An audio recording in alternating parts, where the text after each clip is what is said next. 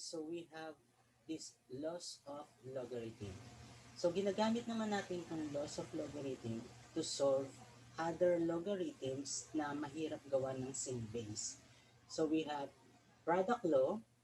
So we have logarithm of base b of n times n is equal to logarithm of base b of m plus logarithm of base b of n rather.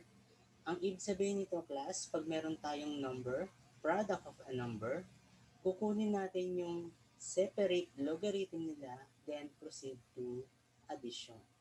So, for example, we have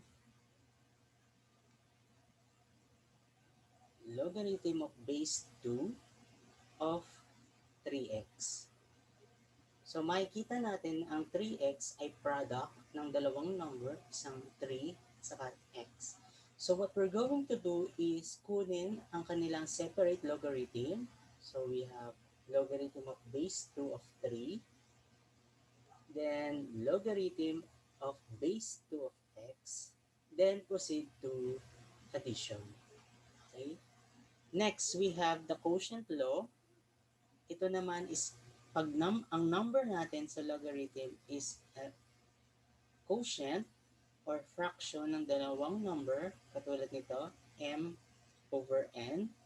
So, kukunin ng kanilang separate logarithm, then proceed to subtraction. So, ibig sabihin, logarithm of base b of n over n is equivalent to logarithm of base b of n, m, rather, minus the logarithm of base b of n. So, for example, we have logarithm of base 3 of 4 over 5. So, hindi natin yan kayang gawa ng same base. So, ang i-apply natin is quotient law. So, ang 4 over 5 ay quotient ng dalawang number 4 at 5. So, what we're going to do is get the logarithm of them separately. So, we have logarithm of base 3 of 4 and the logarithm of base 3 of 5, then proceed to subtraction. Okay? The third law is what we call the power law. So that is logarithm of base b of n raised to r is equals to r times the logarithm of base b of n. So ibig sabihin yan, class, magkaiba ang base ng logarithm at ang base ng exponential. So what we're going to do is i-transfer lang sa unahan yung exponent. Kaya nasa unahan na yung r bago mag-logarithm. So we have example for logarithm of base 5 of 6 squared.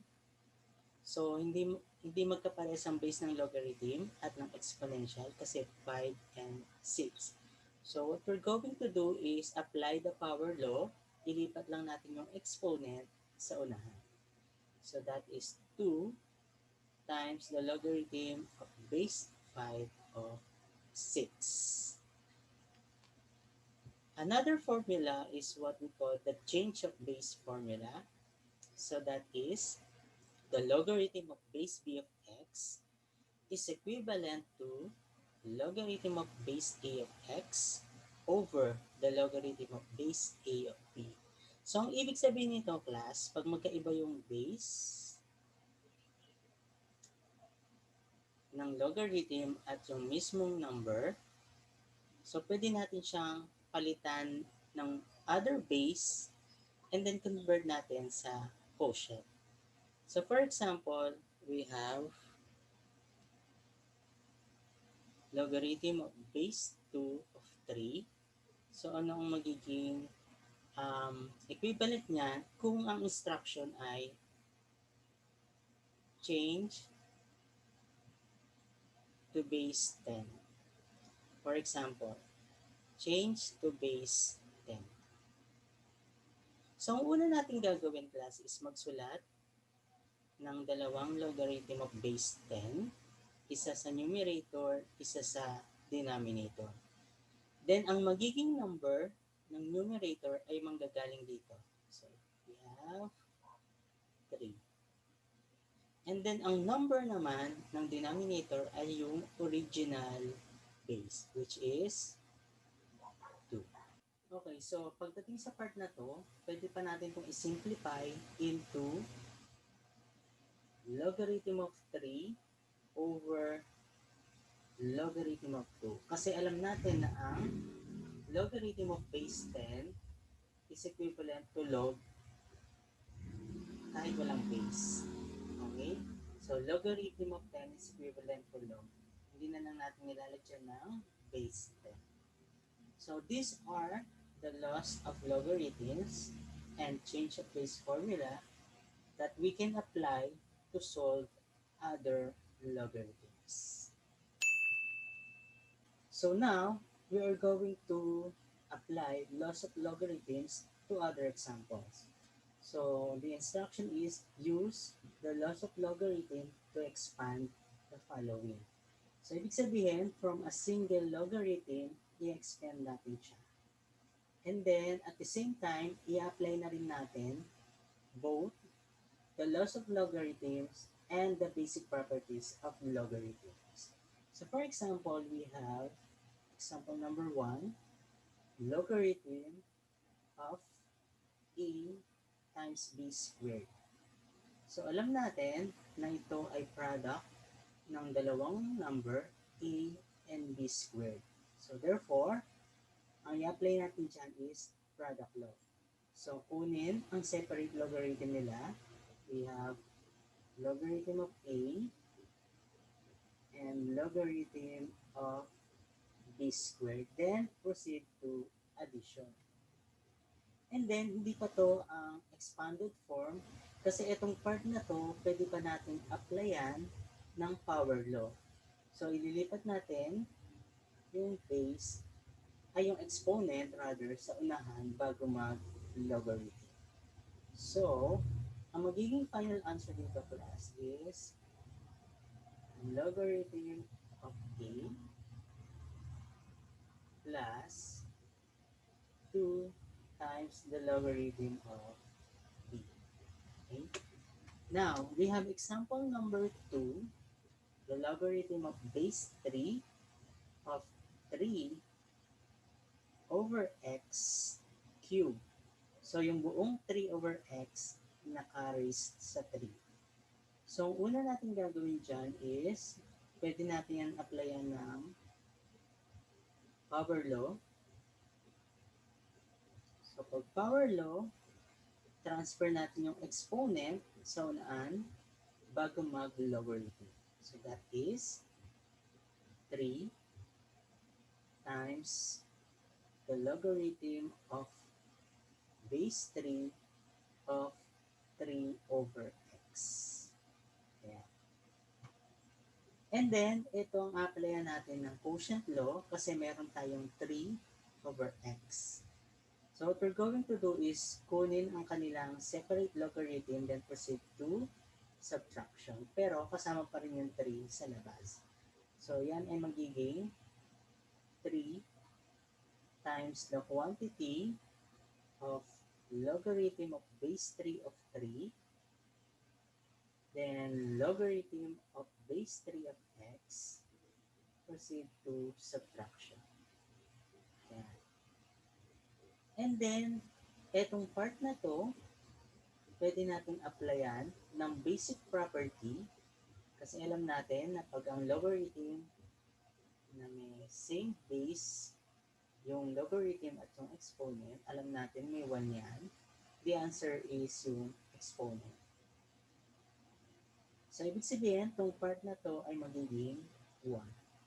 So, we have 3 times 1 minus the logarithm of base 3 of x. And then, distribute natin yung 3 sa bawat term na nasa grouping symbol. So, magiging final answer dyan is 3 minus 3 times the logarithm of base 3 of x. So 3 times the logarithm of base 3 of x. So final answer is 3 minus 3 times the logarithm of base 3 of x. Example number 3. So we have the logarithm of the quantity of x times x plus 2. So makikita natin product ito ng dalawang number. We have x and x plus 2. So ang i-apply natin dito is product law. So kunin ang kanilang separate logarithm. We have logarithm of x and the logarithm of x plus 2. Then proceed to addition. So ito na yung answer kasi simplified na siya. Okay? So for number 1, this is the final answer. In-applyan natin ng product law and power law. Then for number 2, itong final answer. In-applyan natin ng power law, quotient law, and the basic property of logarithm. Then etong number 3, ito na yung final answer.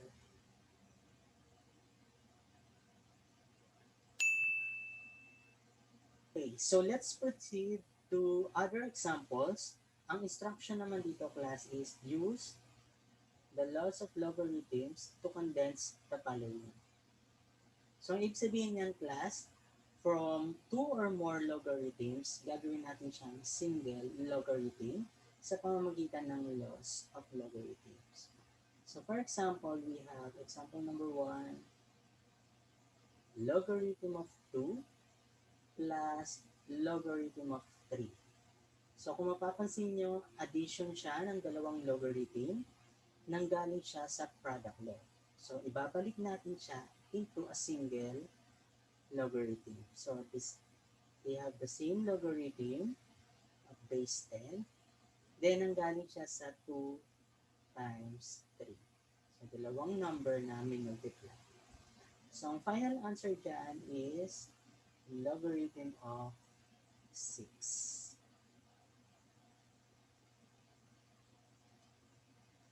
So, ang number 2 naman natin, we have 2 times ln x minus ln y. So, ang una natin gagawin nito, ang i-apply na law is itong part na to. Kasi ang ibig sabihin nito is nanggaling siya sa power law. So, yung 2, ibalik natin as exponent ng x. So, magiging ln of x squared. Then, nare-write natin minus ln y. And then, itong part na to, siya ay subtraction. Ibig sabihin, nanggaling siya sa quotient law. So, ito ay quotient ng x squared at saka ng y. So, i-write natin siya ng single logarithm. So, that is ln of x squared over y. So, this is the condensed form of example number 2. So, in-applyan natin ng power law and quotient law. Example number 3, we have logarithm of base 5 of x squared minus 3 times the logarithm of base 5 of x. So, una natin gagawin dito is i-apply ang power law sa part na to. So, dito wala tayong problema kasi exponent na yung 2. Pero yung 3, ibabalik natin as exponent ng x because of the power law. So, i-write natin, we have logarithm of base 5 of x squared minus logarithm of base 5 of x cubed. Ayan. So, itong part na to, apply naman natin ng quotient law kasi subtraction. So, ibig sabihin, nanggaling siya sa quotient law, quotient ng x squared at saka x cubed. So, pag nire-write natin yan, ayan ay magiging logarithm of base 5 of x squared over x cubed. Ayan. So, hindi pa yan final answer kasi pwede pa natin i-simplify ang x squared over x cubed sa pamamagitan ng loss of exponents. So, tandaan na x squared over x cubed ay katumbas ng x raised to 2 minus 3. So, ang sagot dyan is x raised to negative 1. So, i-write natin logarithm of base 5 of x raised to negative 1. And then, negative 1, pwede natin alisin yan, ilipat natin sa unahan. So, applyan ulit ng power law.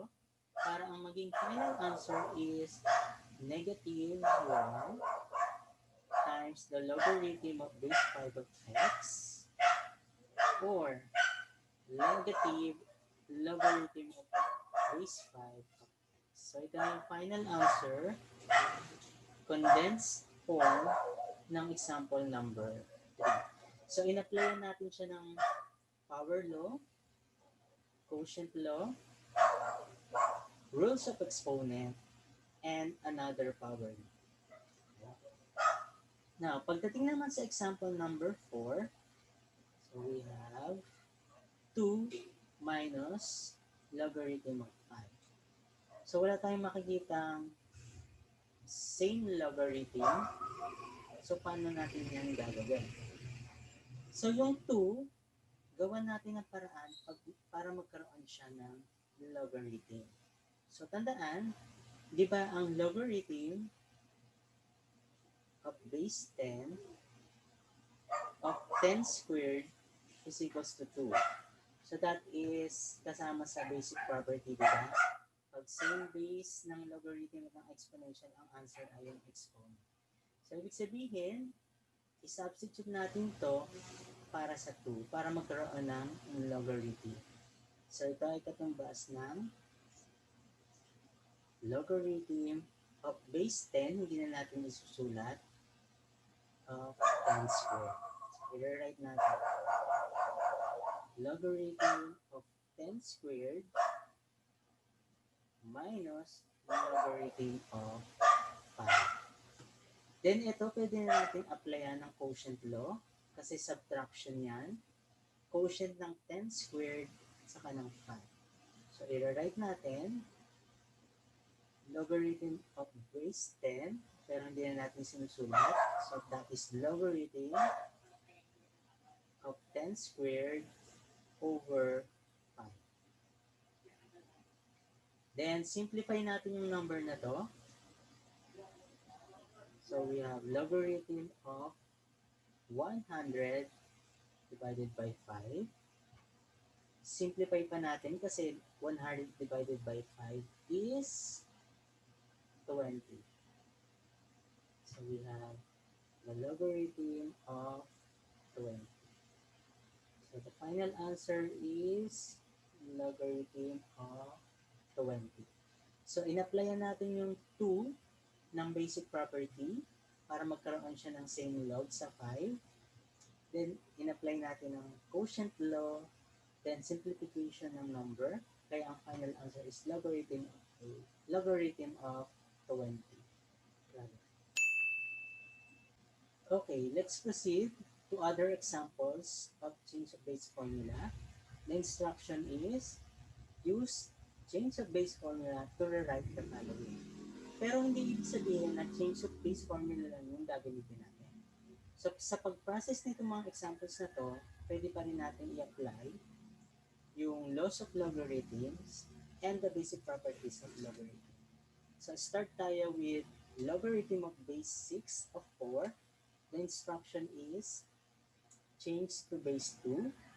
So, what we're going to do is write logarithm of base 2 on the numerator as well as on the denominator. Then the number for the numerator ay manggagaling sa 4.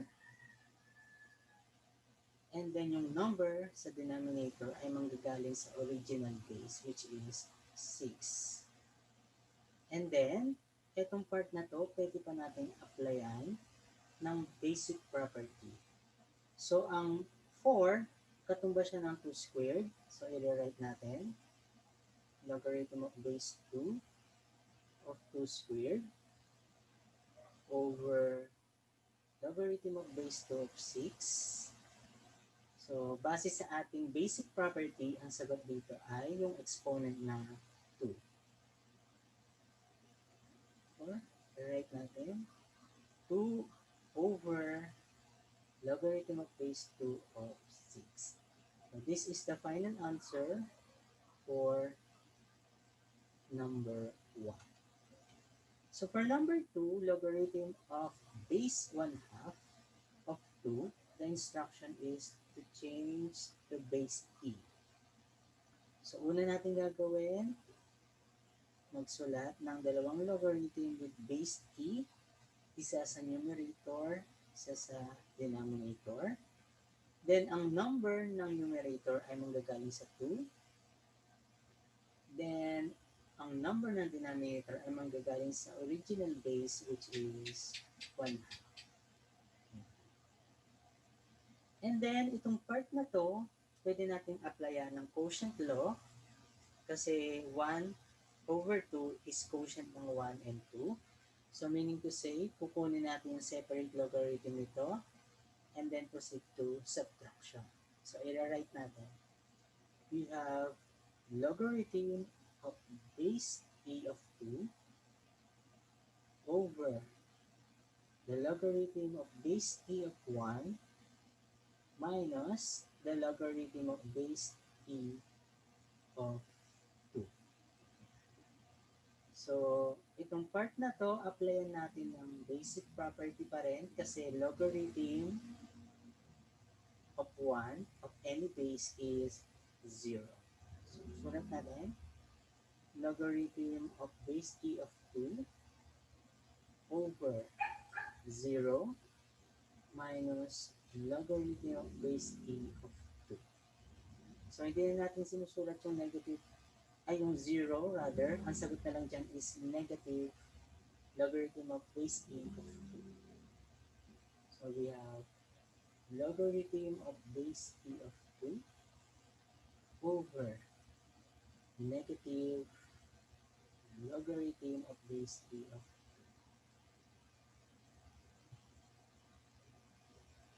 2. And then, pwede natin yan applyan ng substitution ng ln kasi alam natin ang logarithm of base e ay katumbas ng ln.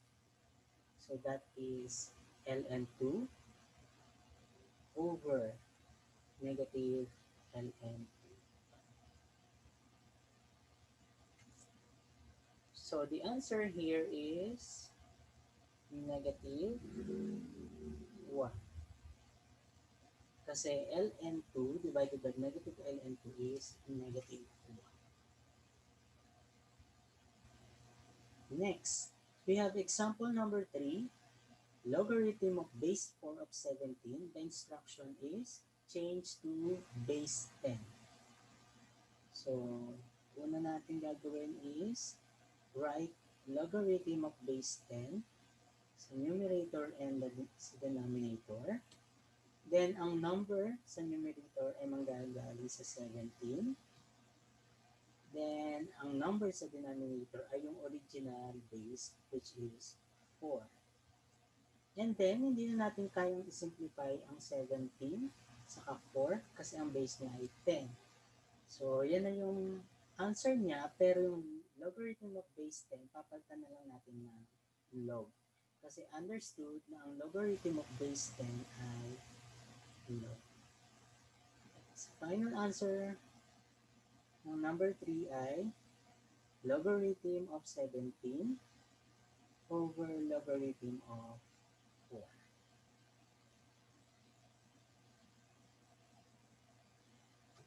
So for number 4, logarithm of base 9 of 1 over 27, the instruction is change to base 3. So una natin gagawin is logarithm of base 3 sa numerator. and logarithm of base 3 sa denominator.